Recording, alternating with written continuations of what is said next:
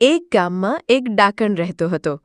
તે તમામ લોકોનો દુશ્મન હતો અને આખા ગામના લોકોને પરેશાન રાખતો હતો.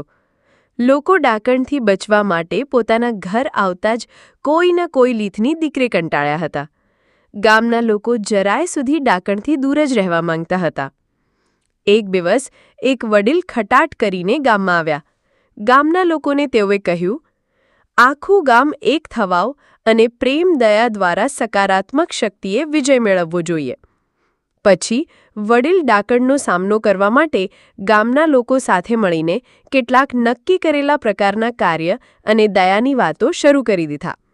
દર સવારના સમયે દરેક જણ નમ્રતાથી ડાકણને એવી વાતો કહેવા લાગ્યા, જેમ કે, તમારા દયા વિના અમારું જીવન કંઈ નથી.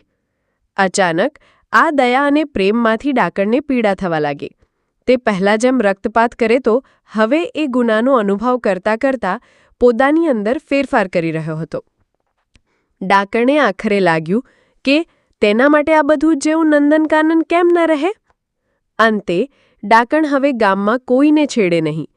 એ લોકોનો મિત્ર બની ગયો અને માનવતા અને દયા એકબીજાને એક નવું અર્થ આપતું વાતાવરણ લાવી.